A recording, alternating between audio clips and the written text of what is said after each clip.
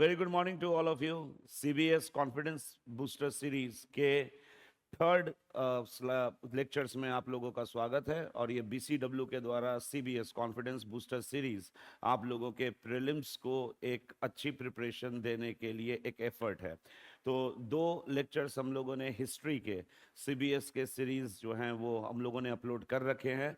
आज हम लोगों का सीबीएस का थर्ड सीरीज स्टार्ट होने वाला है और इस सीबीएस थर्ड सीरीज हिस्ट्री में हम लोग आपका रिवोल्ट्स एंड रिबिलियंस वाला जो टॉपिक है मॉडर्न हिस्ट्री का वो डिस्कस करवाएंगे 10 क्वेश्चंस के साथ।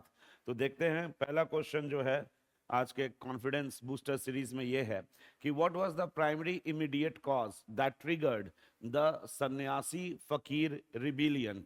तो ये जो क्वेश्चन आया हुआ है ये आपको सन्यासी फकीर रिबिलियन से आया हुआ है और क्वेश्चन पूछ रहा है कि ये जो सन्यासी फकीर रिबिलियन बंगाल में हुआ लेट 18 सेंचुरी में, इसका प्राइमरी इमीडिएट कॉज क्या था। ठीक है, तो क्वेश्चन एक बार फिर से पढ़ते हैं। क्वेश्चन है what was the primary immediate cause that triggered the Sannyasi Fakir rebellion in Bengal during the late 18th century। और इसके आंसर्स जो भी हैं, जो भी आपको लग रहा है वो आप हमारे कमेंट बॉक्स में लिख सकते हैं कि सन्यासी फकीर रिबिलियन जो लेट 18th सेंचुरी में हुआ, वैसे ये जो रिबिलियन हुआ है इसका ईयर है 1763 टू 1800। 1763 से लेकर 1800 तक ये सन्यासी फकीर रिबिलियन हुआ है। इसका प्राइमरी कॉज क्या था? तो इसमें पहला जो दिया हुआ है कारण वो दिया हुआ है discontent among native sepoys regarding overseas deployment. दूसरा है the imposition of restrictions on holy pilgrimages by the British. Third है the communal split policy implemented in Bengal. और चौथा है the forced cultivation of indigo in the region. इसी को अगर हम लोग हिंदी में देखें तो 18वीं सदी के आखिर में बंगाल में सन्यासी फकीर विद्रोह भड़कने का मुख्य और तत्कालीन कारण क्या था? पहला है देसी सिपाहियों में विदेशों में तैनाती को लेकर असंतोष। दूसरा है अंग्रेजों द्वारा पवित्र तीर्थ यात्राओं पे पाबंदियां लगाना। तीसरा है बंगाल में लागू की गई सांप्रदायिक विभाजन की नीति। और चौथा है उस क्षेत्र में नील की जबरदस्ती खेती करवाना। इसका जो करेक्ट आंसर होगा, इसका करेक्ट आंसर होगा B, that is the imposition of restriction on holy pilgrimages by the British। अब ये मैं आपको एक्सप्लेन कर देता हूँ। देखिए, ये जो सन्यासी रिबिलियन है ये आपको सिविल रिबिलियन के कैटेगरी में आता है। सिविल रिबिलियन जो है वो मॉडर्न हिस्ट्री में एक टॉपिक है जो 1757 से लेकर 1857 तक का होगा। तो 1757 से लेकर 1857 के बीच में 1757 से 1857 का जो ईयर है, 100 साल जो है, इन 100 सालों में ईस्ट इंडिया कंपनी अपने आप को एक राजनीतिक ताकत में बदलती है। पहले ईस्ट इंडिया कंपनी जो थी वो एक व्यापारिक कंपनी थी, वो ट्रेड करती थी। लेकिन 1757 के बाद से, बैटल ऑफ प्लासी की लड़ाई के बाद से ईस्ट इंडिया कंपनी अपने आप को एक राजनीतिक ताकत में बदलने लगती है। और इन 100 सालों के बीच में ईस्ट इंडिया कंपनी एक के बाद एक नए एरिया, नए क्षेत्रों को एक्वायर करने लगती है। अब जो जो एरिया कंपनी के अधीन में आ रहे हैं, कंपनी के कंट्रोल में आ रहे हैं, इन 100 सालों में इन एरियाज में कंपनी मन मुताबिक कुछ बदलाव लाएगी। ऐसे बदलाव जो कंपनी को सूट करे। इसमें इकोनॉमिक बदलाव भी आएंगे, सामाजिक बदलाव भी होंगे, धार्मिक बदलाव भी होंगे। और यही बदलाव, यही चेंजेस जो ईस्ट इंडिया कंपनी अपने न्यूली एक्वायर्ड टेरिटरीज में 1757 से 1857 के बीच में लाएगी, इन बदलावों की वजह से जो इंडियन सोसाइटी होगा, जो भारतीय समाज होगा, उसका कंपनी के खिलाफ एक गुस्सा उत्पन्न होगा। और यही जो गुस्सा है, यही जो एंगर है जो इंडियन सोसाइटी का ईस्ट इंडिया कंपनी के खिलाफ 1757 से 1857 के बीच में भड़केगा, उसी को हम लोग सिविल रिबिलियन कहते हैं। और इन 100 सालों में अनेकों सिविल रिबिलियंस भारत में हुए हैं। उनमें से एक सिविल रिबिलियन जो आपके बोर्ड में लिखा हुआ है सन्यासी और फकीर रिबिलियन। तो पहले ये सन्यासी फकीर रिबिलियन डिस्कस कर लेते हैं क्या है। तो ये जो सन्यासी रिबिलियन है, सन्यासी फकीर रिबिलियन, ये आपको 1763 से 1800 के बीच में बंगाल में हुआ है, 1763 टू 1800। और ये जो सन्यासी रिबिलियन था या फकीर रिबिलियन, अब सन्यासी रिबिलियन इसीलिए कहते हैं क्योंकि इस विद्रोह में, इस रिबिलियन में दशनामी सेक्ट, दशनामी पंथ के जो सन्यासी थे वो इन्वॉल्व थे, और साथ ही साथ मदरिया, मदरिया जो कम्युनिटी थी मुस्लिम्स में, उसके फकीर भी इस रिबिलियन में शामिल थे, इसलिए इसको सन्यासी फकीर रिबिलियन कहा जाता है। ये जो सन्यासी फकीर रिबिलियन है, इसकी चर्चा आनंद मठ, आनंद मठ जो बंकिम चंद्र चैटर्जी के द्वारा लिखी गई है, बंकिम चंद्र चैटर्जी के द्वारा जो आनंद मठ लिखी गई है, उसमें भी इस रिबिलियन का उल्लेख है। ठीक है जी, तो ये भी क्वेश्चन आ सकता है कि सन्यासी फकीर रिबिलियन को किस नोवेल में, किस उपन्यास में दर्शाया गया है। तो आनंद मठ जो कि बंकिम चंद्र चैटर्जी द्वारा लिखित है, उसमें सन्यासी फकीर रिबिलियन का जिक्र मिलता है। और ये जो कॉजेस पूछ रहा था, अगर हम लोग कारण देखेंगे, जो क्वेश्चन का डिमांड था, क्वेश्चन पूछ रहा था प्राइमरी इमीडिएट कॉज। तो सन्यासी फकीर रिबिलियन के जो कॉजेस हैं, जो कारण हैं, इनको दो कैटेगरी में हम लोग बांट सकते हैं, एक जनरल कॉज और दूसरा इमीडिएट कॉज। जनरल कॉज वो कारण होते हैं जिसकी वजह से सालों से जो है वो गुस्सा एक खास सेक्शंस के बीच में पनपते रहता है, उसको जनरल कॉज कहते हैं। और इमीडिएट कॉज कहते हैं कि जो गुस्सा सदियों से पनप रहा था, वो कोई वाकया हुआ, वो कोई इंसिडेंट हुआ जिसकी वजह से वो गुस्सा एक आंदोलन या एक विद्रोह का शकल ले लिया, उसको इमीडिएट कॉज कहते हैं। तो सन्यासी फकीर रिबिलियन में अगर हम लोग जनरल कॉज देखें, तो इसका जनरल कॉज था great Bengal of famine, great Bengal famine, great Bengal famine, Bengal में जो भीषण अकाल आया था 1770 में। और दूसरा जो हो जाएगा जनरल कॉज में, वो हो जाएगा increase in land revenue in Bengal, increase in land revenue in Bengal from 1765 onwards, from 1765 onwards. अब देखिए, ग्रेट बंगाल फेमाइन जो 1770 में हुआ, उसकी वजह से भी जो बंगाल की जनता होगी वो सरकार कंपनी के खिलाफ में होगी। और साथ ही साथ 1765 के बाद से जब आपको ट्रीटी ऑफ इलाहाबाद, इलाहाबाद की संधि की वजह से जब कंपनी को दीवानी राइट्स मिल गया बंगाल का, तो उसकी वजह से कंपनी ने बंगाल के लगान के दरों को काफ़ी ज़्यादा बढ़ा दिया था। और इन सभी की वजह से जो लैंडलॉर्ड्स हुआ करते थे, जो जामींदार्स हुआ करते थे, बहुत सारे जामींदारों की जामींदारी जाने लगी थी। बहुत सारे जामींदारों से उनकी जामींदारी लेकर नए जामींदारों को कंपनी ने 1765 के बाद से देना शुरू किया था। अब ये जो एरिस्टोक्रेटिक क्लास होते थे भारत के, जो जामींदार हो गए, जैसे कि जो मान लीजिए नवाब हो गए, अब ये लोग ऐसी समुदाय थे जो कि सन्यासी या फकीर लोगों को दान दक्षिणा दिया करते थे। जब भारत में ऐसे समाज के लोग जो कि जामींदार थे और जिनकी वजह से सन्यासी या फिर फकीर लोग जिनके अनुदान पे निर्भर रहते थे, जिनके पैट्रनेज पे निर्भर रहते थे, जब वो ट्रेडिशनल एरिस्टोक्रेटिक क्लास भारत का खत्म होने लगा, क्यों? क्योंकि अंग्रेजों ने, कंपनी ने या तो लगान ज़्यादा बढ़ा दी, जिस लगान को देने में जामींदार असमर्थ रहे, या फिर बहुत सारे जगह पे जो ये थे क्या, जो जामींदार लगान भी दे पाते थे, वो लोग खुद कर्ज ले लेके लगान देते थे। तो ऐसी स्थिति में जो ट्रेडिशनल पैट्रनेज था इन सन्यासी फकीरों का, वो खत्म होने लगा। अनुदान की राशि सन्यासी और फकीरों की कम होते चली गई।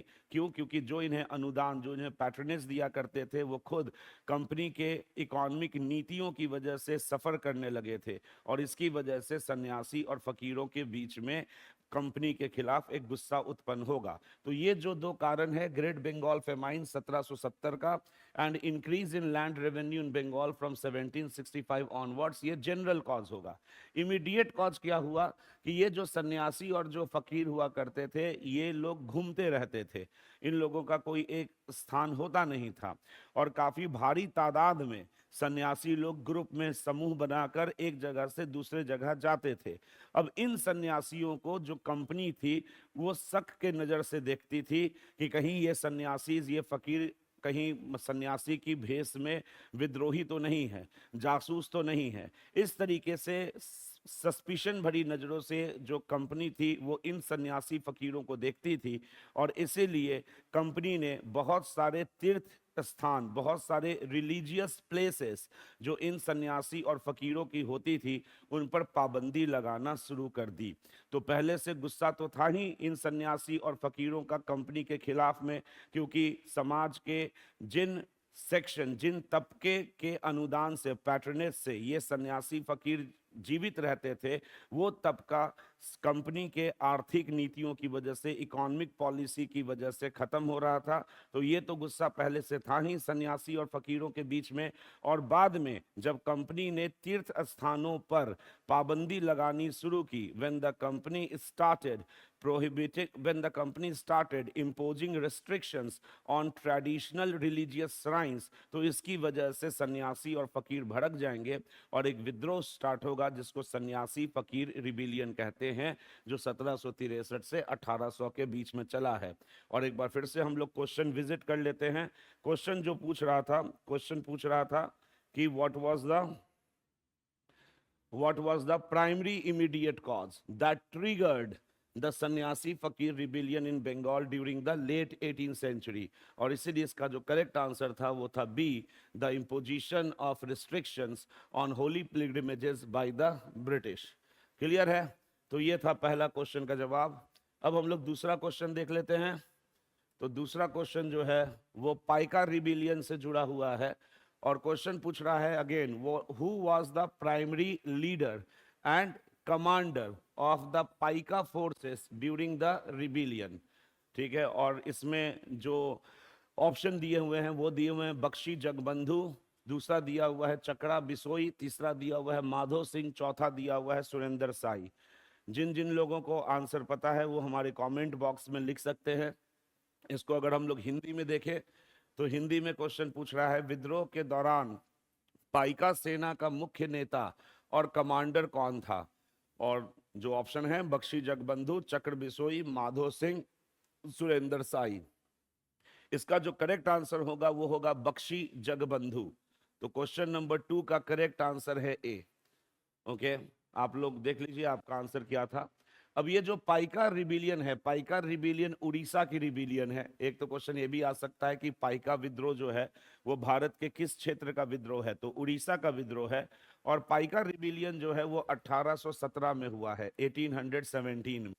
पाइका कौन होते थे? तो पाइका जो होते थे वो होते थे हेरिडिटरी, पाइका होते थे hereditary land owning warriors for Raja of Khurda,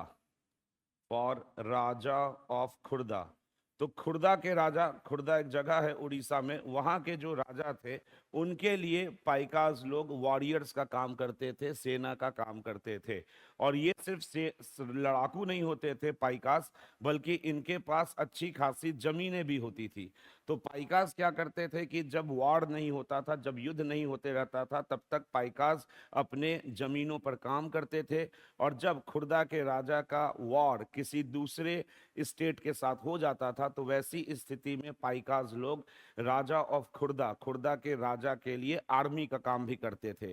तो पाइकास लड़ाकू होते थे, वॉरियर्स होते थे, जिनके पास अच्छी खासी जमीनें, पर्याप्त जमीनें होती थी। और इनका विद्रोह जो हुआ है वो 1817 में हुआ है। और इस विद्रोह का नेतृत्व जो किया है वो बख्शी जगबंधु ने किया है। तो बख्शी जगबंधु, बख्शी कहते थे कमांडर को, ठीक है, तो बख्शी कहते थे कमांडर को। और बख्शी जगबंधु जो थे वो कमांडर किसके थे? पाइकास के कमांडर थे। और 1817 में इनके नेतृत्व में पाइका रिबिलियन, पाइका विद्रोह हुआ है।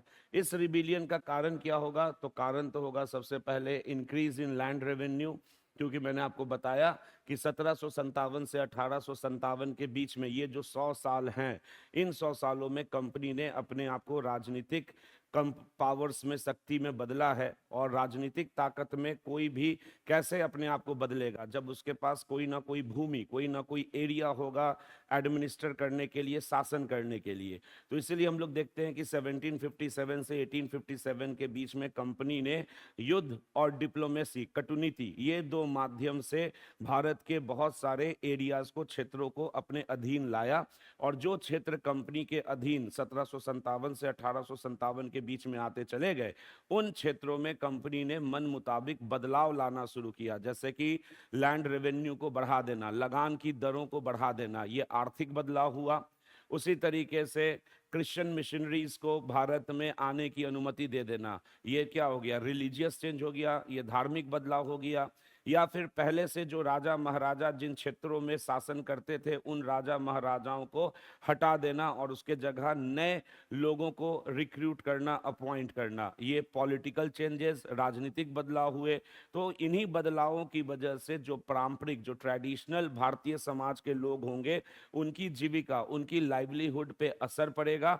और यही जो सिविलियन पॉपुलेशन है भारत की, ये 1757 से 1857 के बीच में कंपनी के खिलाफ बगावत करने लगेंगे, जिसको हम लोग नागरिक विद्रोह या फिर सिविल रिबिलियन कहते हैं। तो पाइका रिबिलियन भी आपको सिविल रिबिलियन के कैटेगरी में आएगा। पाइका रिबिलियन 1817 उड़ीसा में हुई है और इसको लीड किया है बख्शी जगबंधु ने। और पाइकास जो होते थे वो राजा ऑफ खुर्दा, खुर्दा के राजा के ट्रेडिशनल वॉरियर्स होते थे, हालांकि इनके पास काफी सारी जमीनें होती थी। तो इनका जो कारण होगा, पाइका रिबिलियन का जो कारण होगा, कॉजेस, पहला तो है increase in land revenue, increase in land revenue, ठीक है। Second, exploitation, exploitation by company officials, exploitation by company officials. तो ये सब कुछ कारण हैं जिसकी वजह से पाइका विद्रोह 1817 में होगा। तो ये था क्वेश्चन नंबर 2। और ये सिविल रिबिलियन जो है वो काफ़ी इम्पॉर्टेंट टॉपिक है आपके एग्ज़ाम में, यहाँ से एक क्वेश्चन तो आता ही आता है। और एक नोटिस में और आप लोगों को दे दूं कि ये जो इस बार हम लोगों का BCW का रिजल्ट आया है, इस फाइनल रिजल्ट में लगभग 32 स्टूडेंट्स ऐसे हैं जो 1 to 100 रैंक में हैं और जो BCW से हैं। इन 32 स्टूडेंट्स में से कुछ स्टूडेंट्स हमारे क्लासरूम प्रोग्राम के हैं, कुछ स्टूडेंट्स हमारे टेस्ट सीरीज प्रोग्राम के भी हैं। और जो जो स्टूडेंट्स हम लोगों के क्लासरूम प्रोग्राम या टेस्ट सीरीज प्रोग्राम में एनरोल्ड थे, उन सभी का हम लोगों के पास टेस्टिमोनी आ चुका है, and this is home grown result. तो इस बार का जो रिजल्ट BCW का हुआ है वो काफ़ी अच्छा हुआ है, and I would like to congratulate the whole team of BCW for the outstanding performance. 1 अगस्त से हम लोग अपने मेंस का बैच ला रहे हैं। सो 1 अगस्त onwards we are starting our mains programme.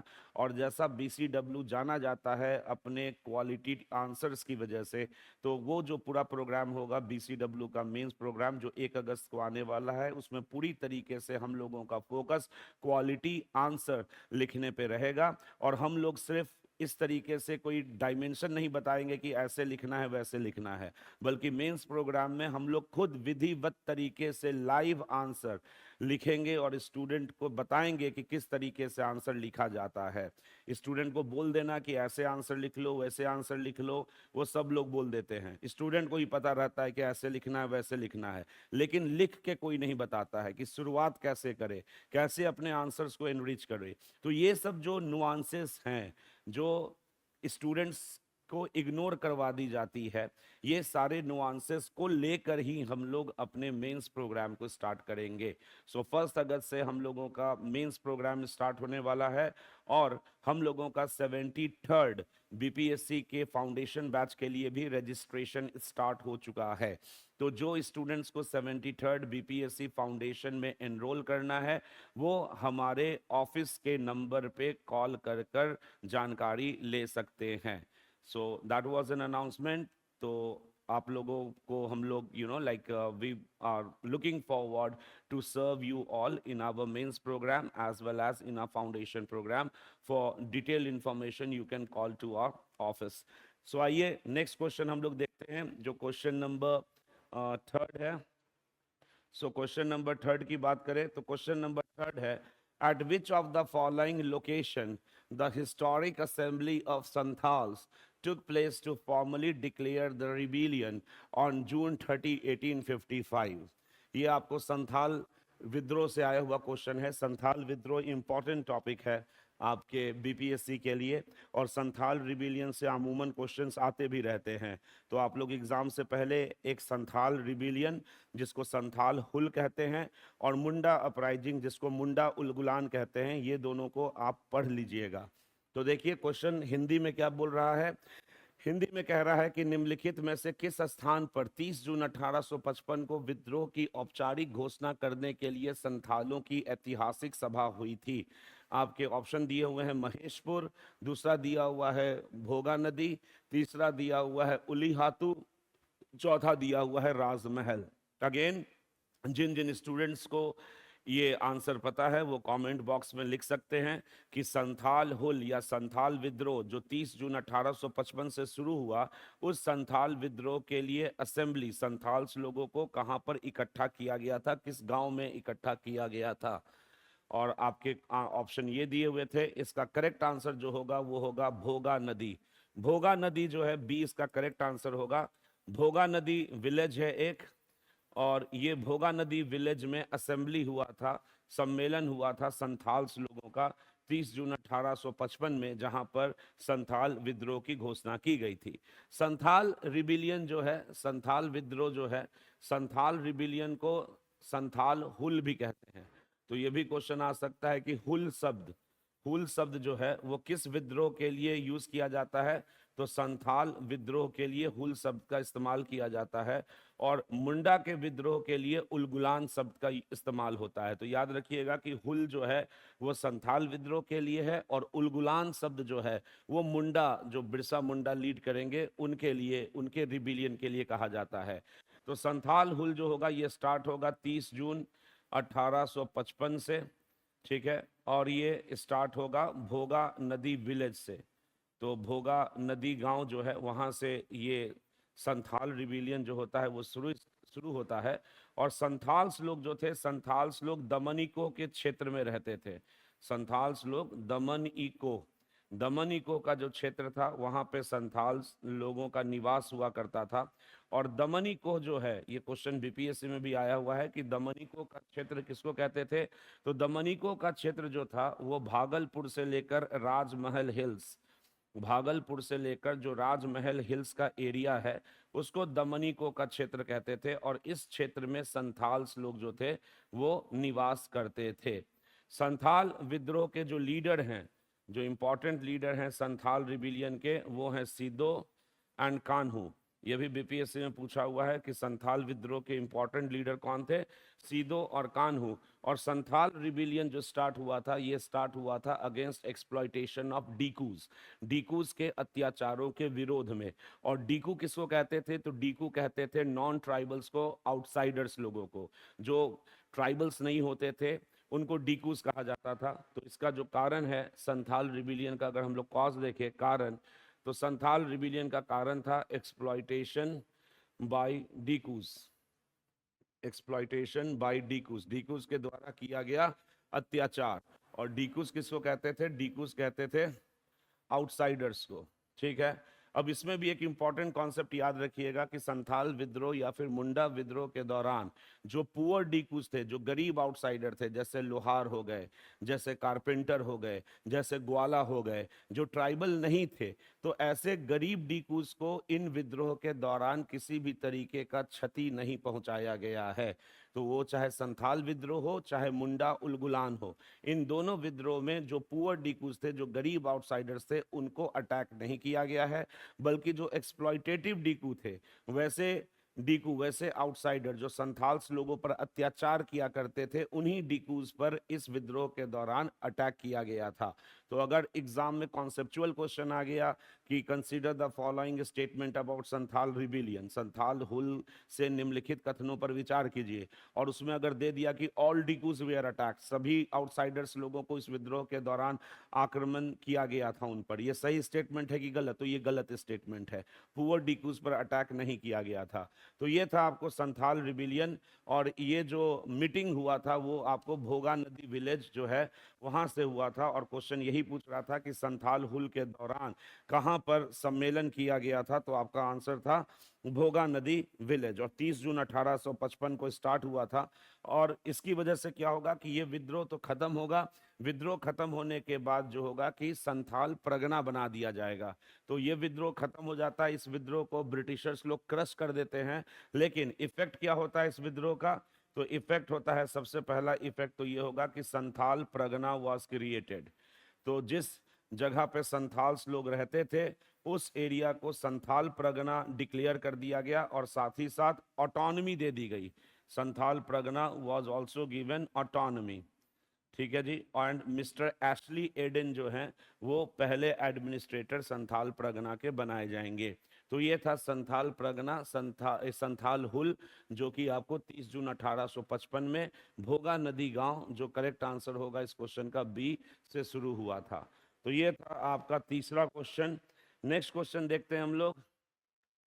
ये देखिए 73rd बीपीएससी, यही मैंने आपको बताया कि 73rd बीपीएससी फाउंडेशन बैच हमारा स्टार्ट रजिस्ट्रेशन हो चुका है। जिन लोगों को 73rd बीपीएससी के फाउंडेशन बैच में एनरोल करना है वो हमारे ऑफिस के दिए गए नंबर पे कांटेक्ट कर सकते हैं। ये हमारा ऑफिस का दिया हुआ नंबर है, इस पे आप कॉल कर विस्तृत जानकारी ले सकते हैं। और इस बार के रिजल्ट में रश्मि किरण जी जो हैं वो हमारे इंस्टीट्यूट की हैं, रैंक 6 इनका है। देखिए इन्होंने रेजोनेंस कोर्स जो है होता है हमारा ऑनलाइन कोर्स होता है, उसमें वो एनरोल थी।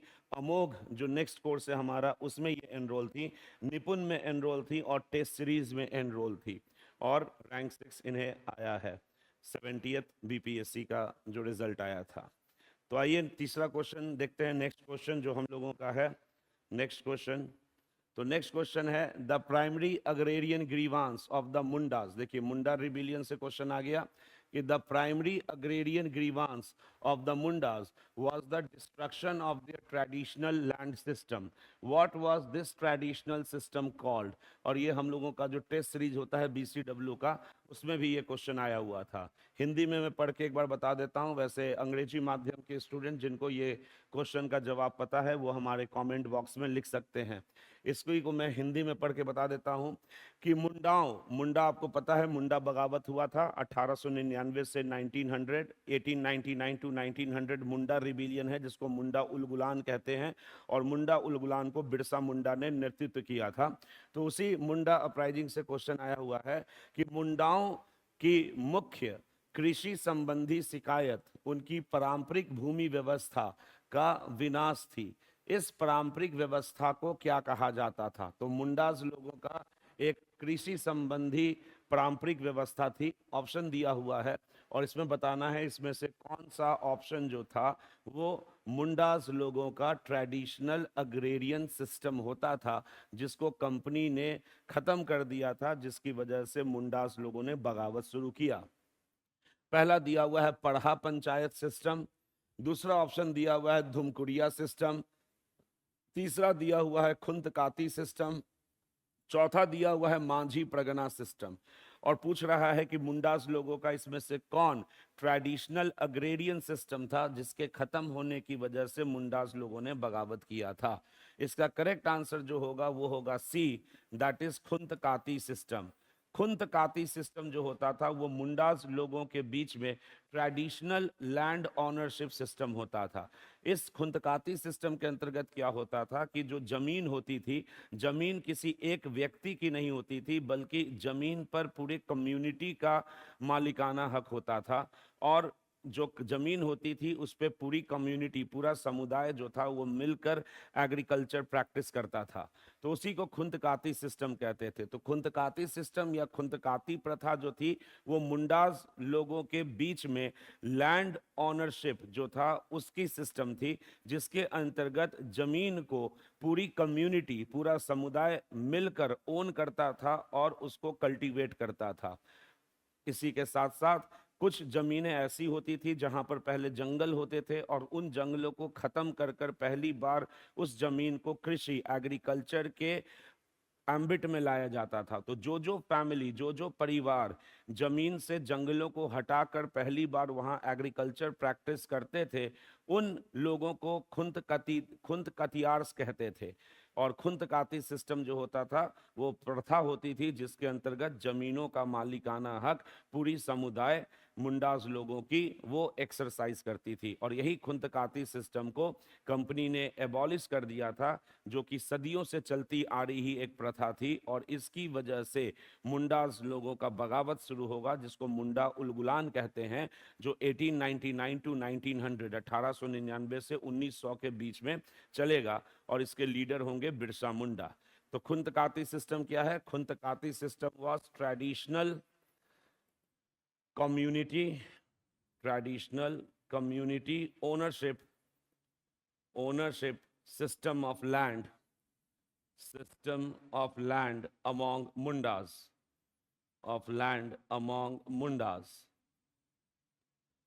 और क्वेश्चन पूछ रहा था कि कौन से सिस्टम को खत्म किया गया था, तो वो था आपका Khuntkatti system. So the correct answer for this question was C. इसके अलावा कुछ जो ऑप्शन दिए हुए हैं उनको देख लेते हैं। जैसे कि एक ऑप्शन दिया हुआ था आपका पढ़ा पंचायत सिस्टम। नाम ही बता रहा है पढ़ा पंचायत, तो पढ़ा पंचायत क्या होगा? ये जमीन से रिलेटेड सिस्टम नहीं होगा, बल्कि ये जुडिशियल से रिलेटेड सिस्टम होगा। तो पढ़ा पंचायत सिस्टम जो था वो ओरांव और मुंडाज लोगों का पारंपरिक सेल्फ गवर्नेंस मॉडल था। पढ़ा पंचायत सिस्टम क्या था? It was self governance model among Oram and Munda tribes. और क्वेश्चन क्या पूछ रहा है? क्वेश्चन जो है वो आपको गवर्नेंस मॉडल नहीं पूछ रहा था। क्वेश्चन क्या पूछ रहा था? Destruction of their traditional land system. तो इन चारों ऑप्शन में जो लैंड सिस्टम था वो खुंतकाती सिस्टम था। पढ़ा पंचायत सिस्टम क्या था? सेल्फ गवर्नेंस मॉडल था। और इसीलिए ऑप्शन ए जो होगा वो सही जवाब नहीं होगा। धुमकुरिया सिस्टम जो था, धुमकुरिया सिस्टम आपको हॉस्टल सिस्टम था। हॉस्टल सिस्टम जो युवा होते थे, और ये धुमकुरिया सिस्टम बेसिकली ओरांव ट्राइब में होता था कि जो ट्राइबल्स युवा होते थे उनको हॉस्टल में रखा जाता था, उनको ट्राइबल शिक्षा दी जाती थी। तो ये जो प्रथा थी उसको धुमकुरिया सिस्टम कहते थे। तो धुमकुरिया आप कह सकते हैं ट्रेडिशनल रेसिडेंशियल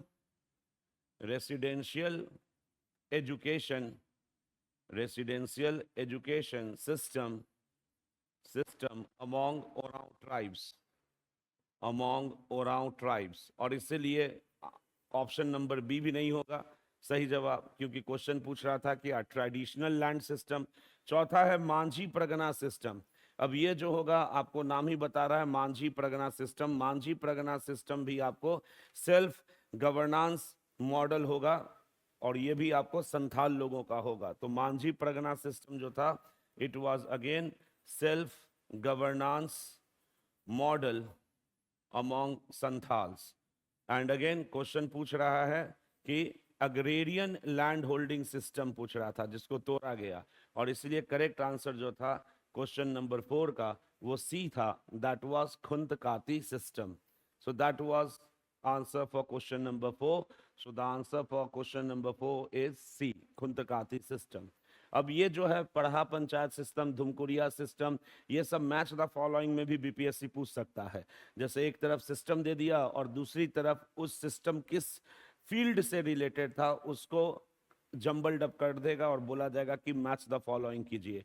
तो जैसे पढ़ा पंचायत सिस्टम के साथ जाएगा सेल्फ गवर्नेंस, धुमकुरिया सिस्टम के साथ जाएगा रेसिडेंशियल एजुकेशन सिस्टम, खुंतकाती सिस्टम के अधीन जाएगा ट्रेडिशनल कम्युनिटी ओनरशिप सिस्टम। तो इस तरीके से भी आप जो हैं वो चीज़ों को तैयार करके रखें, क्वेश्चन ईदर वे में पूछा जा सकता है। नेक्स्ट क्वेश्चन हम लोग देखते हैं, क्वेश्चन नंबर 5। क्वेश्चन नंबर 5 की बात करें तो क्वेश्चन नंबर 5 जो है वो ये है, विच एक्ट पास्ड इन 1856, 1856 में वो कौन सा कानून पास हुआ था that required all new recruits of the Bengal army to serve overseas if needed, conflicting with contemporary religious belief। और इसमें आपका ऑप्शन दिया हुआ है रिलीजियस डिसेबिलिटीज एक्ट, दूसरा दिया हुआ है जनरल सर्विस एनलिस्टमेंट एक्ट, तीसरा दिया हुआ है इंडियन काउंसिल एक्ट, और चौथा दिया हुआ है एबॉलिशन ऑफ सती एक्ट। इसी को मैं हिंदी में पढ़ के बता दूं तो प्रश्न ये है कि 1856 में पारित किस अधिनियम के तहत बंगाल सेना के सभी नए रंगरूटों के लिए यदि आवश्यकता हो तो समुद्र पर पार जाकर सेवा करना अनिवार्य कर दिया गया था, जो उस समय की धार्मिक मान्यताओं के विपरीत था। तो वो कौन सा कानून था 1856 में जो पास किया गया था, जिसके अंतर्गत बंगाल आर्मी के नए रिक्रूट्स लोगों को ये कहा गया कि भविष्य में अब अगर विदेश में जाकर भी आपको सेवा देनी होगी तो आपको विदेश में भी जाकर सेवा देनी होगी। ये कौन सा कानून था जो 1856 में पास हुआ था? और आपके ऑप्शन जो दिए हुए थे वो दिए हुए थे, पहला रिलीजियस डिसेबिलिटीज एक्ट, दूसरा है जनरल सर्विस एनलिस्टमेंट एक्ट, तीसरा है इंडियन काउंसिल एक्ट, चौथा है एबॉलिशन ऑफ सती एक्ट। जिन जिन स्टूडेंट्स को इस क्वेश्चन का जवाब पता है वो हमारे कमेंट बॉक्स में लिख सकते हैं। वैसे इस क्वेश्चन नंबर 5 का जो करेक्ट आंसर होगा, लिखिए क्या होगा कमेंट बॉक्स में। वैसे मैं बता दूं, इस क्वेश्चन का जो करेक्ट आंसर है वो है B, general service enlistment act. ये जो कानून था जनरल सर्विस एनलिस्टमेंट एक्ट, ये 1856 में आया था और इस एक्ट के अंतर्गत कहा गया था कि बंगाल आर्मी में जो न्यू रिक्रूट्स होंगे उनको विदेशों में जाकर भी अपनी सेवा देनी होगी। अब देखिए, पहले जो बंगाल की आर्मी के रिक्रूट्स होते थे उनको विदेश में सेवा करने का अधिक मतलब उनको विदेश में सेवा नहीं करने दी जाती थी। क्यों? क्योंकि उस समय ये एक धार्मिक मान्यताएं थी लोगों के बीच में कि अगर आपने समुद्र पार किया गया मतलब अगर आप फॉरेन लैंड में गए तो आपकी जाति चली जाती। तो उस समय ये सोशल डॉगमा था, ये एक र्यूमर था, ये एक धारणा थी आम लोगों के बीच में कि अगर किसी व्यक्ति ने समुद्र को क्रॉस किया, अगर कोई व्यक्ति विदेश गया तो उसकी जाति चली जाती थी। और इसीलिए शुरुआत के दिनों में बंगाल आर्मी के रिक्रूट्स लोगों को विदेशों में सेवा के लिए नहीं भेजा जाता था। लेकिन सरकार ने 1856 में, कंपनी ने 1856 में ये कानून लाया, जनरल सर्विस एनलिस्टमेंट एक्ट, जिसके तहत ये रिस्ट्रिक्शन हटा दी गई और बंगाल आर्मी के न्यू रिक्रूट्स को कहा गया कि भविष्य में आपको विदेशों में भी अगर सेवा देनी पड़ी तो आपको देनी पड़नी जाएगी। अब ये जो एक्ट आया था जनरल सर्विस एनलिस्टमेंट एक्ट, ये साफ तौर पर उस समय के पारंपरिक धार्मिक आस्था, जो रिलीजियस सेंसिबिलिटी थी बंगाल के सिपॉयज को, उसको हर्ट किया और बंगाल के सिपॉयज लोगों में ये संदेश गया कि कंपनी उनके धर्म को खत्म करना चाहती है। और इसीलिए ये वन ऑफ द मेन कारण भी होगा रिवोल्ट ऑफ 1857 का। तो 1857 की क्रांति, जिसको वीडी सावरकर ने first war of India's independence कहा है, वो रिवोल्ट ऑफ 1857 के मल्टीपल कॉजेज हैं, मल्टीपल कारण हैं। उसमें से एक कारण ये भी है, जनरल सर्विस एनलिस्टमेंट एक्ट। तो ये जो क्वेश्चन पूछ रहा था कि किस एक्ट के अंतर्गत जो बंगाल आर्मी के रिक्रूट्स लोगों को कहा गया कि उन्हें अब विदेशों में भी सेवा देनी होगी, वो है जनरल सर्विस एनलिस्टमेंट एक्ट 1856। इसके अलावा कुछ और एक्ट्स जो आपके स्क्रीन पे दिए हुए हैं, जैसे कि रिलीजियस डिसेबिलिटीज एक्ट की बात करें तो रिलीजियस डिसेबिलिटीज एक्ट जो था वो 1850 में पास हुआ था। और ये जो एक्ट था रिलीजियस डिसेबिलिटीज एक्ट, इसके अंतर्गत जो अपना धर्म परिवर्तित कर कर दूसरे धर्म में चले जाते थे, वैसे लोगों को समाज जो था उनकी प्रॉपर्टी से बेदखल कर देता था। तो इस चीजों को हटाने के लिए कि जिसने धर्मांतरण किया है उसको किसी भी तरीके का आपको डिस्क्रिमिनेशन फेस ना करना पड़े समाज में और उसको अपनी प्रॉपर्टी का भी अधिकार मिले, तो इस उद्देश्य से आपको ये जो रिलीजियस डिसेबिलिटीज एक्ट 1850 में पास किया गया था। तो रिलीजियस डिसेबिलिटीज एक्ट जो 1850 में आया है, ये कन्वर्ट्स जो दूसरे धर्म में कन्वर्ट हो चुके थे उनके खिलाफ जो डिस्क्रिमिनेशन प्रैक्टिस किया जाता था समाज में, उसको बंद कराने के उद्देश्य से ये एक्ट रिलीजियस डिसेबिलिटीज एक्ट पास हुआ था। जनरल सर्विस एनलिस्टमेंट एक्ट 1856 में पास हुआ था, जिसके अंतर्गत बंगाल की आर्मी के न्यू रिक्रूट्स लोगों को विदेशों में सेना में सेवा देने के लिए कहा गया। इंडियन काउंसिल एक्ट 1861 भी है, इंडियन काउंसिल एक्ट 1892 भी है।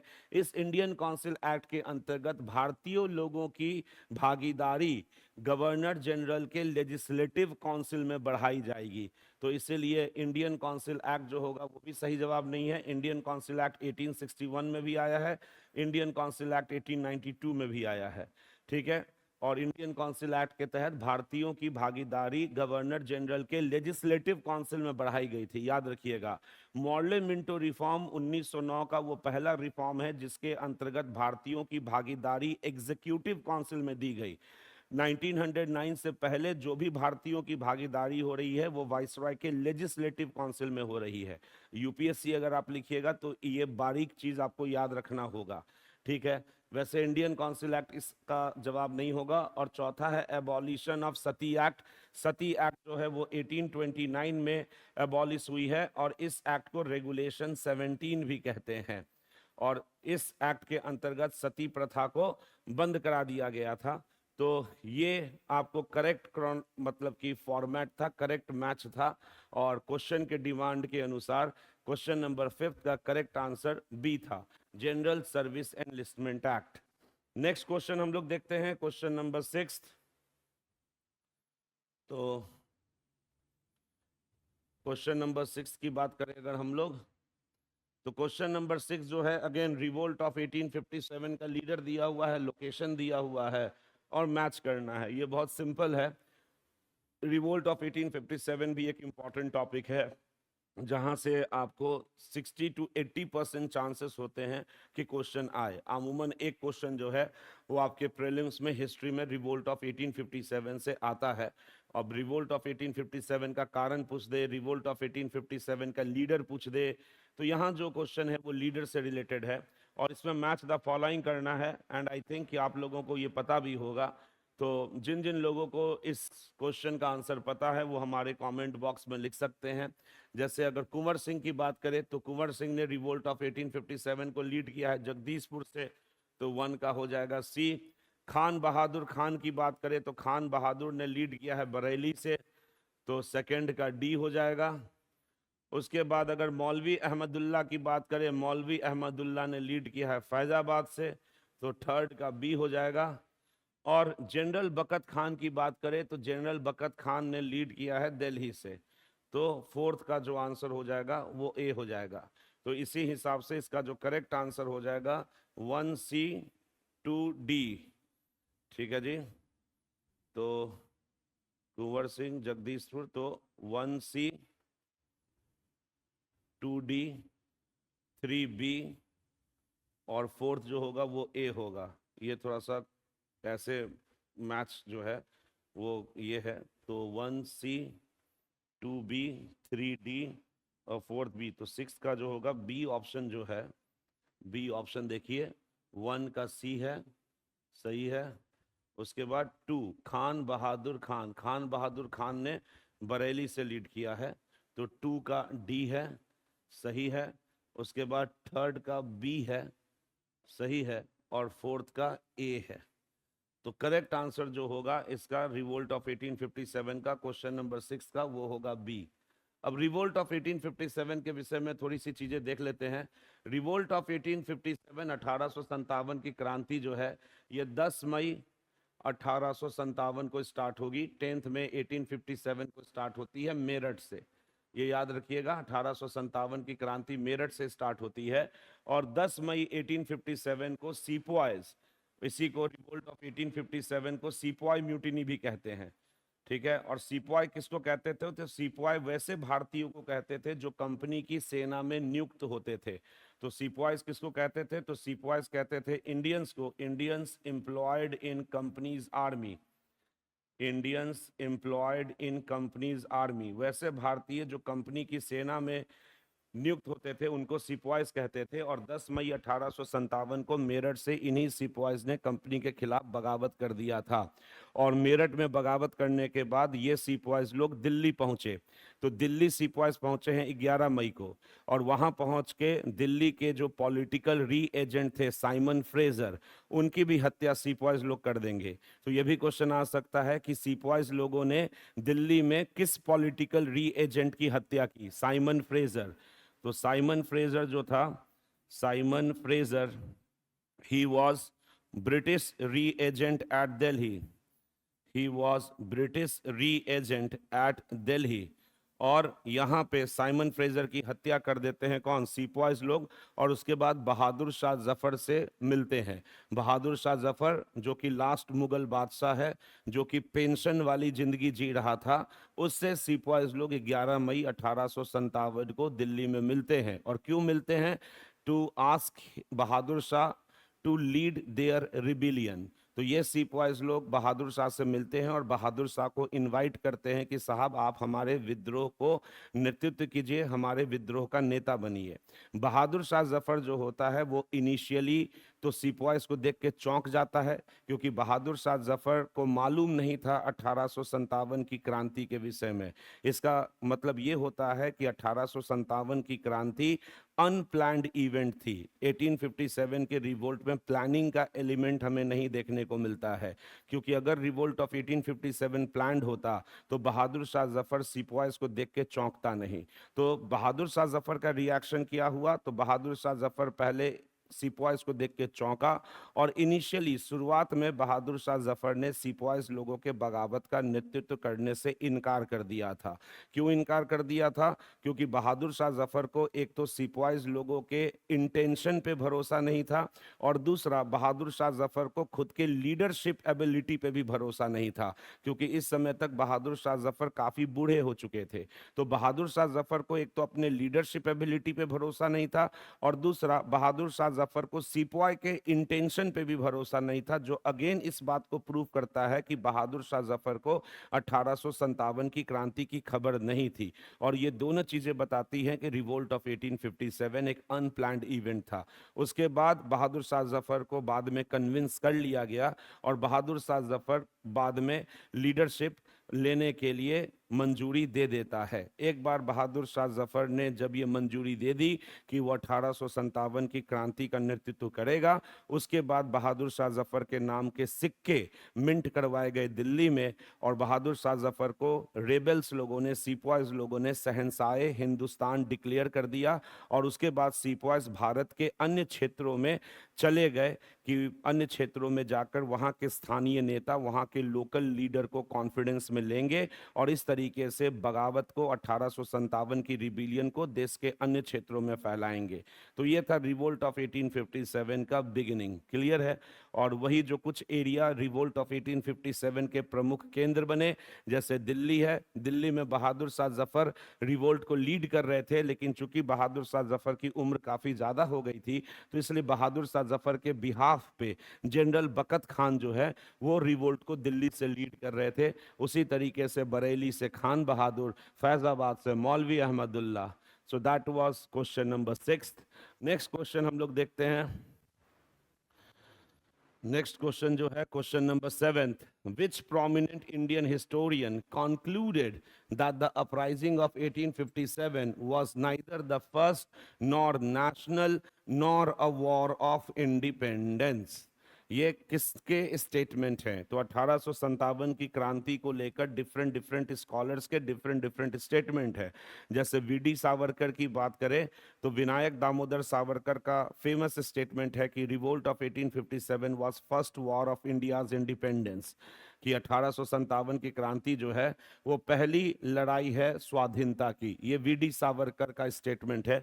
उसी तरीके से अन्य अदर स्कॉलर्स लोगों ने भी रिवोल्ट ऑफ 1857 से रिलेटेड कुछ अपने स्टेटमेंट दिए हुए हैं।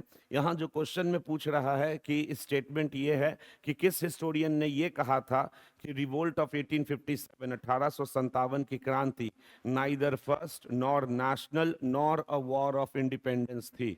इसका सही जवाब जिन लोगों को पता है वो हमारे कमेंट बॉक्स में लिख दे सकते हैं अपना जवाब।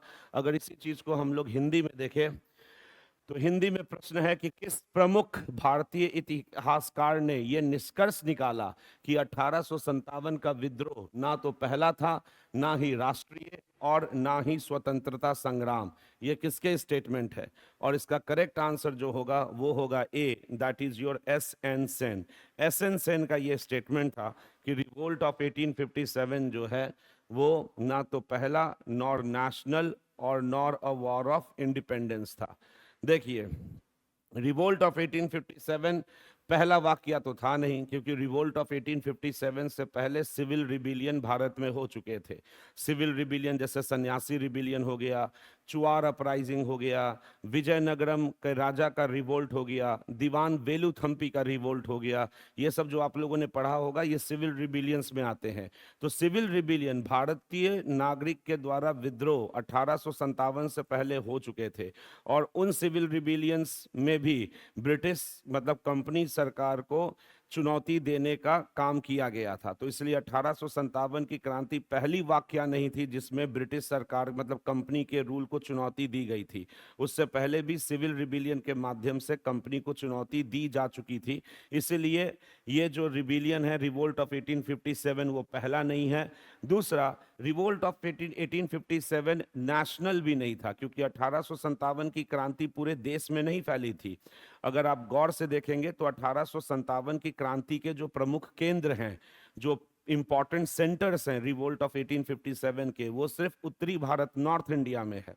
जैसे कि आपने कभी नहीं ये पढ़ा होगा कि मद्रास से रिवोल्ट ऑफ 1857 का नेतृत्व कौन कर रहा होगा। आपने ये कभी नहीं पढ़ा होगा कि मैसूर से रिवोल्ट ऑफ 1857 का नेतृत्व कौन कर रहा था। आपने ये नहीं पढ़ा होगा कि राजस्थान से जयपुर से रिवोल्ट ऑफ 1857 का नेतृत्व कौन कर रहा था। तो 1857 का जो रिवोल्ट था वो सिर्फ उत्तर भारत नॉर्थ इंडिया पर ही रेस्ट्रिक्टेड था। 1857 का रिवोल्ट जो है वो दक्षिण भारत और पश्चिम भारत में नहीं फैला। क्यों नहीं फैला? क्योंकि 1857 से पहले जो नागरिक विद्रोह जो सिविल रिबिलियंस हुआ था, सिविल रिबिलियंस दक्षिण भारत में हुआ है, सिविल रिबिलियन वेस्टर्न इंडिया में हुआ है, लेकिन सिविल रिबिलियंस को काफी ब्रूटली, काफी निर्ममता पूर्वक क्रश किया गया था कंपनी के द्वारा। और ये जो ब्रूटल सप्रेशन हुआ था सिविल रिबिलियन का 1857 के रिवोल्ट के जस्ट पहले, उस ब्रूटल सप्रेशन की वजह से आवाम डरी हुई थी। और इसलिए 1857 के विद्रोह में हमें दक्षिण भारत और पश्चिम भारत का रोल देखने को नहीं मिलता है। तो पूरे भारत में ये विद्रोह फैला भी नहीं, इसलिए इस रिवोल्ट को राष्ट्रीय रिवोल्ट भी नहीं कहा जाता है, अकॉर्डिंग टू इनके द्वारा, जो एसएन सेन का मैं आपको बात बता रहा हूं। ठीक है, तो भौगोलिक तौर पर, ज्योग्राफिकल तौर पर भी देखें तो 1857 की क्रांति पूरे भारत में नहीं फैली। और अगर सामाजिक तौर पर भी देखें तो सामाजिक तौर पे भी समाज के सारे लोगों ने 1857 की क्रांति में भूमिका नहीं निभाई थी। जैसे कि इंटेलेक्चुअल्स की बात करें, बुद्धिजीवियों की बात करें, तो जो बुद्धिजीवी थे, जो इंटेलेक्चुअल्स थे, वो रिवोल्ट ऑफ 1857 के दौरान कंपनी के सपोर्ट में थे। जब 1857 का विद्रोह चल रहा था तो कलकत्ता के टाउन हॉल्स में रेगुलरली मीटिंग आयोजित की जाती थी, जिसमें इंटेलेक्चुअल्स लोग इस विद्रोह में कंपनी की विजय, कंपनी की विक्ट्री की कामना करते थे। तो इंटेलेक्चुअल जो भारत के बुद्धिजीवी थे वो 1857 की क्रांति में कंपनी के साथ थे। जो बड़े जामींदार थे वो कंपनी के साथ थे। जो सेना थी, सेना में भी आधी सेना ने बगावत की थी 1857 की क्रांति में, आधी सेना अभी भी कंपनी के फेवर में थी। और उन्हीं आधी सेनाओं का इस्तेमाल कर कर कंपनी ने इस विद्रोह को सप्रेस किया था। तो ना भौगोलिक तौर पे, ना सामाजिक तौर पर, ना जियोग्राफिकली, ना socially, revolt of 1857 was not a national movement. तो इसलिए it was not the first, क्योंकि इससे पहले सिविल रिबिलियन हो चुके थे। इट वाज नॉर नेशनल, ये राष्ट्रीय भी नहीं था। क्यों? क्योंकि इस रिवोल्ट में हमें सोशल और जियोग्राफिकल लिमिटेशन देखने को मिलती है।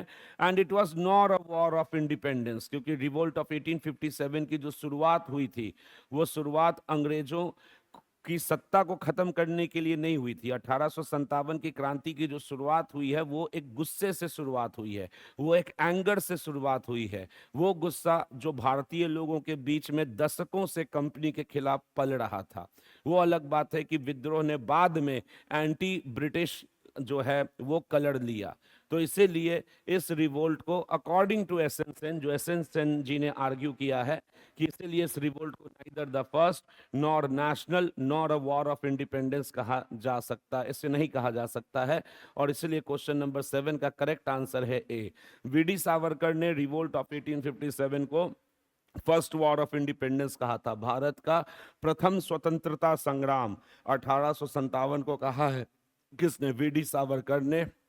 तो ये आपके क्वेश्चन नंबर 7 के करेक्ट आंसर थे ए। नेक्स्ट क्वेश्चन देखते हैं, क्वेश्चन नंबर 8।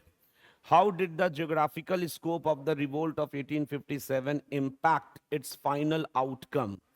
ठीक है, अगर इसको हिंदी में पढ़ा जाए तो 1857 के विद्रोह के भौगोलिक विस्तार ने उसके अंतिम परिणाम को किस प्रकार प्रभावित किया?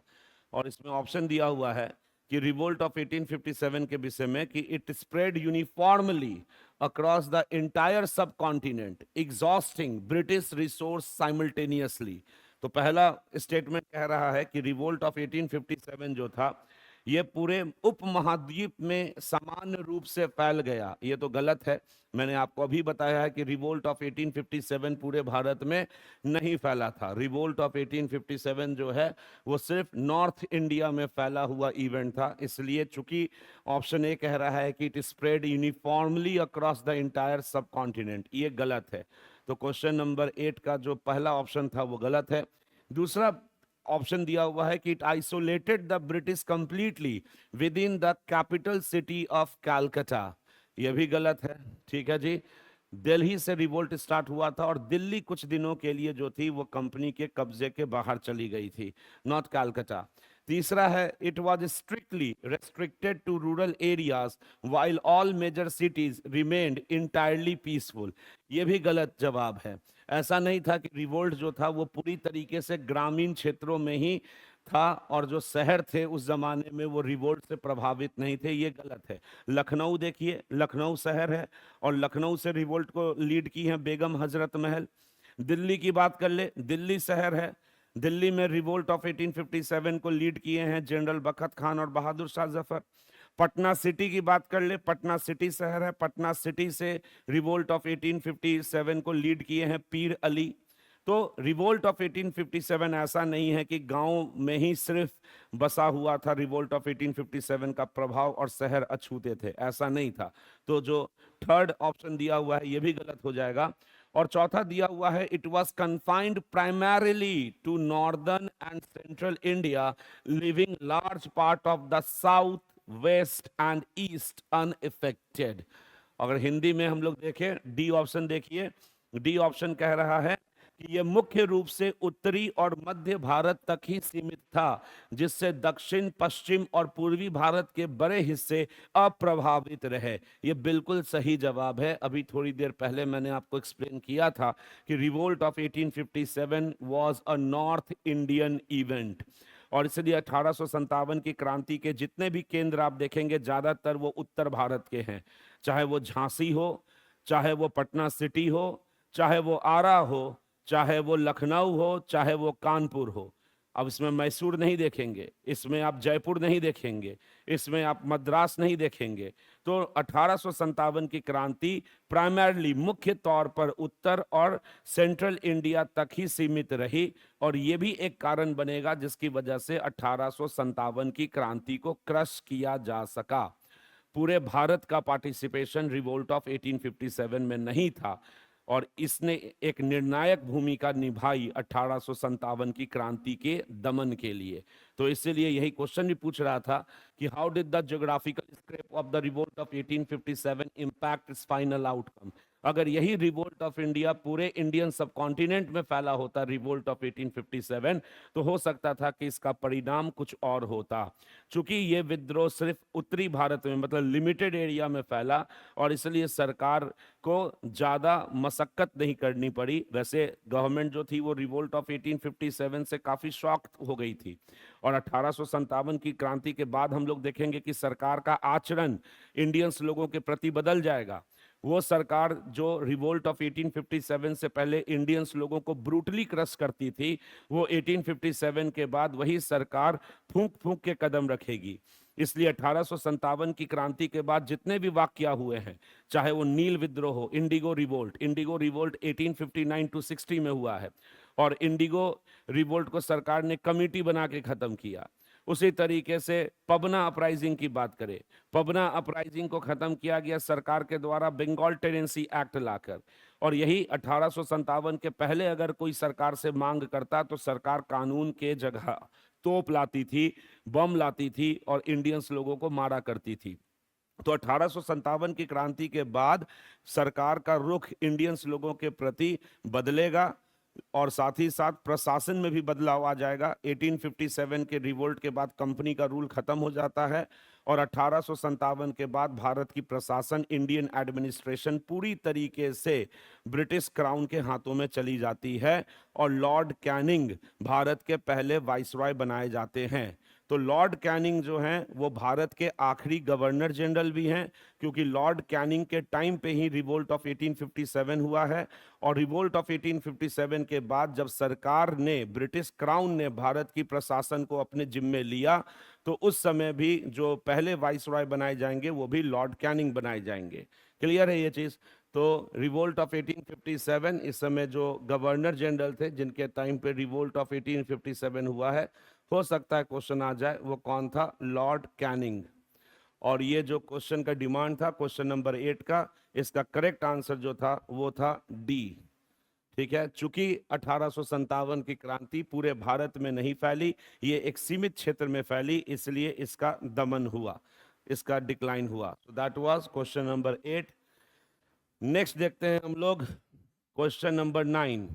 What major shift occurred regarding the British policy towards Indian princely states according to Queen Victoria's proclamation of 1858? 1857 की क्रांति के बाद महारानी विक्टोरिया ने 1858 में एक शाही अध्यादेश इशू किया था प्रिंसली स्टेट्स के लिए। उसके अंतर्गत क्या कहा गया था, ये क्वेश्चन का डिमांड है। हिंदी में एक बार देख लेते हैं इस क्वेश्चन को। क्वेश्चन कह रहा है कि 1858 की महारानी विक्टोरिया की घोषणा के अनुसार भारतीय रियासतों के प्रति ब्रिटिश नीति में कौन सा बड़ा बदलाव आया। ठीक है, पहला दिया हुआ है कि राजाओं से उनके सभी वंशानुगत खिताब और औपचारिक विशेषाधिकार छीन लिए गए। दूसरा है कि आक्रामक विलय की नीति जैसे कि व्यापगत की संधि को त्याग दिया गया। तीसरा है रियासतों को अपनी स्थानीय प्रशासनिक संस्थाओं को पूरी तरह से भंग करने के लिए मजबूर किया गया। और चौथा है शेष बची सभी रियासतों को तुरंत ब्रिटिश भारत में मिला लिया गया।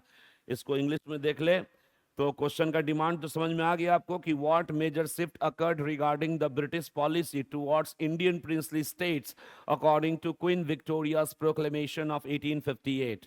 ऑप्शन दिया हुआ है princes were stripped of all hereditary titles and formal privileges. ये गलत है।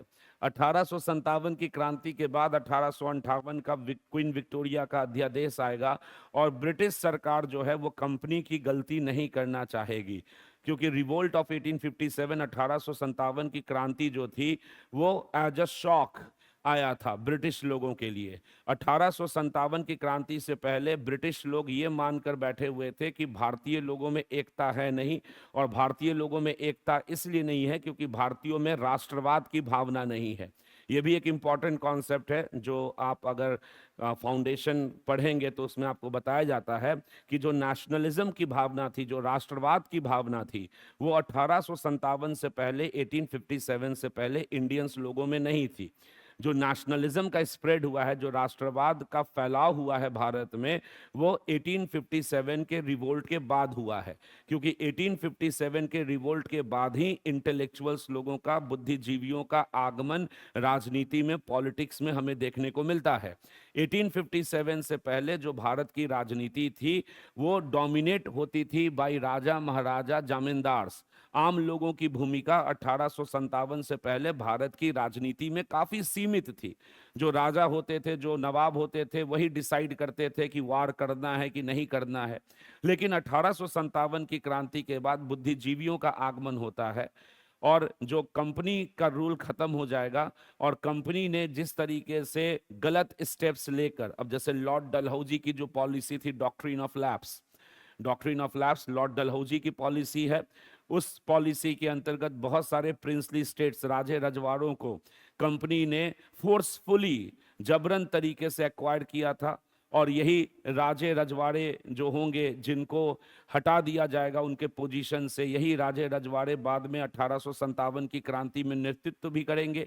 तो ये सब गलतियां जो थी वो ब्रिटिश सरकार दोहराना नहीं चाहती थी, और इसलिए जैसे ही 1857 की क्रांति खत्म हुई और भारत का प्रशासन ब्रिटिश क्राउन के हाथों में आया, तो क्वीन विक्टोरिया ने एक अध्यादेश इशू कर दिया, जिसके अंतर्गत ये कहा गया कि किसी भी प्रिंसली स्टेट्स की जो एरिया होगी उसको अब सरकार नहीं छीनेगी। जो गलती कंपनी ने की है वो गलती सरकार नहीं करेगी। यही अध्यादेश 1858 के क्वीन विक्टोरिया के प्रोक्लेमेशन में था। तो अब देखिए, पहला वाला जो ऑप्शन बोल रहा है कि प्रिंसेस, राजकुमार, were stripped of all hereditary titles and formal privileges, ये गलत है। सेकंड है the policy of aggressive annexation such as the doctrine of lapse was abandoned. ठीक है जी, ये सही है कि यही जो मैंने बताया कि जो अग्रेसिव एनेक्सेशन की पॉलिसी रही थी कंपनी के दौरान, कंपनी जो अग्रेसिव एनेक्सेशन करती थी, फोर्सफुली प्रिंसली स्टेट्स, राजे रजवाड़ों को अपने एरिया में शामिल कर लेती थी, डॉक्ट्रिन ऑफ लैप्स उसका एक उदाहरण था। ऐसे सारे अग्रेसिव एनेक्सेशन पॉलिसी को तुरंत तत्कालीन प्रभाव से खत्म कर दिया गया। ये सही है। क्यों? क्योंकि क्राउन जो होगी, सरकार जो होगी, वो 1857 जैसा विद्रोह फेस नहीं करना चाहेगी। वो नहीं चाहेगी कि किसी भी स्थिति में 1857 की क्रांति जैसा दौर वापस आए, और इसीलिए वो सारी नीति, वो सारी पॉलिसी जिसके तहत प्रिंसली स्टेट्स को फोर्सफुली एक्वायर किया गया था, वैसी पॉलिसी को क्वीन विक्टोरिया के 1858 के प्रोक्लेमेशन के द्वारा अबेंडन कर दिया गया। तो बी जो है वो सही ऑप्शन है। सी दिया हुआ था कि princely states we are forced to dismantle their local administrative bodies entirely, ये गलत था। प्रिंसली स्टेट्स को, राजे रजवाड़ों को ये नहीं जबरन कहा गया था कि आप अपनी प्रशासनिक इकाइयों को भंग कर दें, ये गलत है।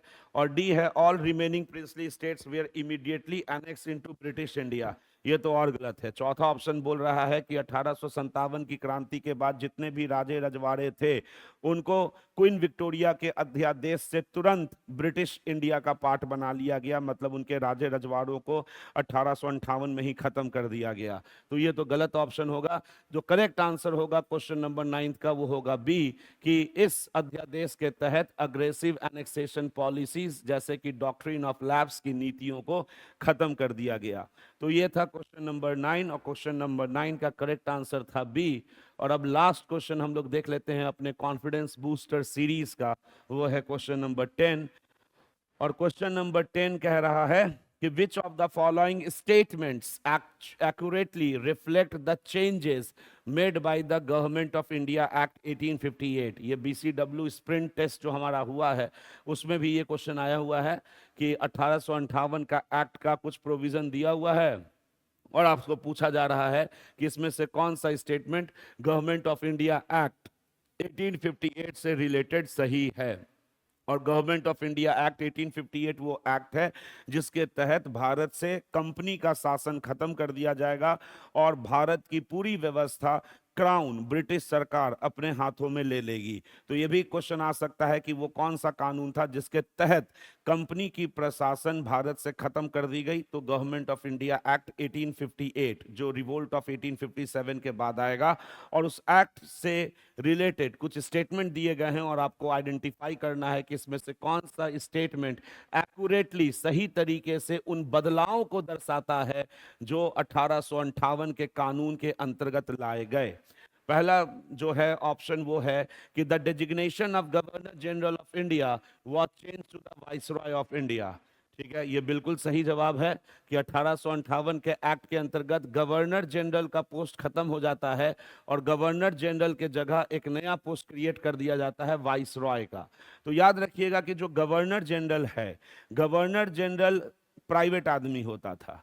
मतलब जब तक कंपनी का रूल चल रहा है तब तक उसके उच्च अधिकारी, जो सबसे ऊंचे अधिकारी थे, उसको गवर्नर जनरल कहते थे।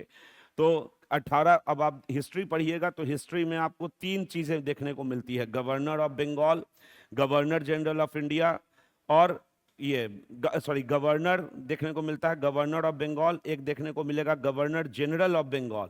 गवर्नर जनरल ऑफ बंगाल का पोस्ट जो बनेगा वो रेगुलेटिंग एक्ट से बनता है। फिर आपको गवर्नर जनरल ऑफ इंडिया का पोस्ट देखने को मिलेगा। तो ये गवर्नर जनरल ऑफ इंडिया हो गए, चाहे बंगाल का गवर्नर हो गया, चाहे बंगाल का गवर्नर जनरल हो गया, ये सब कंपनी के मुलाजिम होते थे। तो रिवोल्ट ऑफ 1857 के बाद कंपनी का रूल खत्म हो जाता है। तो कंपनी का रूल खत्म हो जाता है तो गवर्नर जनरल का पोस्ट भी खत्म हो जाता है, और गवर्नर जनरल के जगह एक नया पोस्ट बनाया जाता है वाइसरॉय का। तो जहां जहां आप वाइसरॉय पढ़ते हैं, आप याद रखिए कि वो जो वाइसरॉय है वो सरकारी आदमी है। वाइसरॉय आने का मतलब है कि यहां पर क्राउन का शासन चल रहा है, और ब्रिटिश क्राउन का शासन जो है वो 1857 के बाद से चला है। तो पहला क्वेश्चन जो ऑप्शन दिया हुआ है कि the designation of governor general of India was change to the viceroy of India, बिल्कुल सही है। दूसरा दिया हुआ है कि जो वाइसरॉय था, he served as the direct representative of the British crown in India, बिल्कुल सही है। जो मैंने आपको कहा कि जो वाइसरॉय होता था वो सरकार का आदमी होता था, और इस तरीके से जो भारत में जो वाइसरॉय होता था वो डायरेक्ट रिप्रेजेंटेटिव होता था, प्रतिनिधि होता था। वाइसरॉय सीधा प्रतिनिधि होता था किसका? ब्रिटिश सरकार का भारत में। ये बिल्कुल सही है। और वाइसरॉय जो है वो ब्रिटिश सरकार का डायरेक्ट प्रतिनिधि भारत में कैसे होता था? क्योंकि वाइसरॉय जो था वो ब्रिटिश क्राउन के अंदर ही काम करता था। वाइसरॉय के ऊपर होते थे सेक्रेटरी ऑफ स्टेट। ठीक है, अरेंजमेंट कुछ इस तरीके से था कि सबसे पहले वाइसरॉय होते थे, वाइसरॉय के नीचे गवर्नर्स होते थे, governors of Bengal, Bombay, Madras, Bengal, Bombay, Madras. Viceroy के ऊपर होता था सेक्रेटरी ऑफ स्टेट, और ये सब आपको गवर्नमेंट ऑफ इंडिया एक्ट से बनाया गया।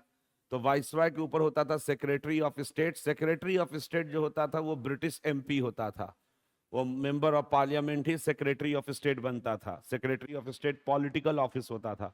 जैसे मैं आपको एग्जांपल दूं कि जो एमपी होगा वही रेल मंत्री बनेगा, इजंट इट? तो सेक्रेटरी ऑफ स्टेट जो होता था वो राजनीतिक पद होता था, और कोई ब्रिटिश एमपी वही बनता था सेक्रेटरी ऑफ स्टेट। तो गवर्नर्स होते थे प्रेसिडेंसीज में, गवर्नर्स के ऊपर वाइसरॉय होता था, वाइसरॉय के ऊपर सेक्रेटरी ऑफ स्टेट होता था।